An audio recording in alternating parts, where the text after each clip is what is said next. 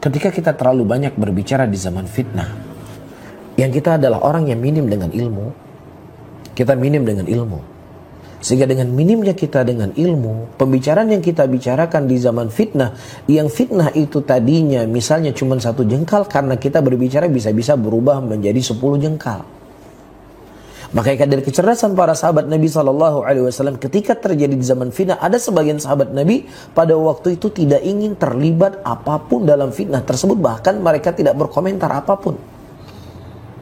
Ketika Ali bin Abi Thalib radhiyallahu taala anhu menjadi khalifah, ya, dan kemudian terjadi sedikit perselisihan dengan Aisyah radhiyallahu taala anha, ada sebagian sahabat Nabi SAW pada waktu itu tidak mau terlibat apapun. Tidak mereka ternukilkan apapun ucapan dari mereka. Karena mereka menyadari di tengah luasnya ilmu mereka, di tengah kuatnya idrok mereka terhadap sesuatu, ya, tetapi mereka tetap diam dan mereka tidak berbicara. Ini kecerdasannya mereka, ini kefakihan mereka.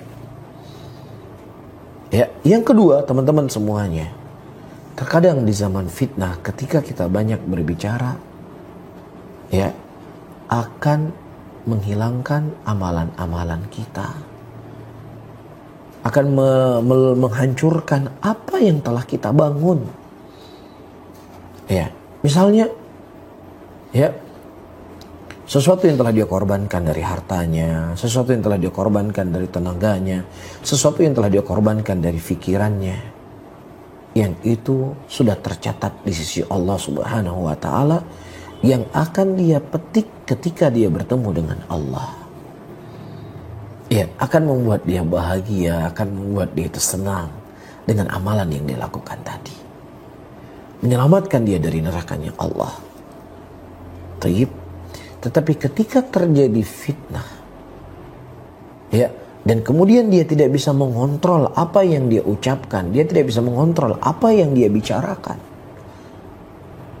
maka disitulah setiap orang akan menyebutkan, ya, jasanya, akan menyebutkan apa yang telah dia lakukan, apa yang telah dia korbankan, apa yang telah dia berikan, yang seharusnya itu para hadirin dan hadirat rahimani wa rahimakumullah menjadi sebab timbangan amalan baik di sisi Allah, tapi kemudian dia mengungkit kembali dari pemberian yang dia berikan, dari jasa yang telah dia lakukan, hilang semuanya. Maka disinilah Nabi SAW memberikan petunjuk kepada kita. Ketika terjadi fitnah, kita harus menahan lisan kita. Karena kita manusia yang lemah ilmu. Kita manusia yang sedikit. Kita manusia yang rentan dengan keimanan kita.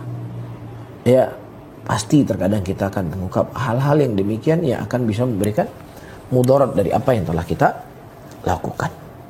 Maka di sini butuh kejelian seseorang ketika dia berbicara.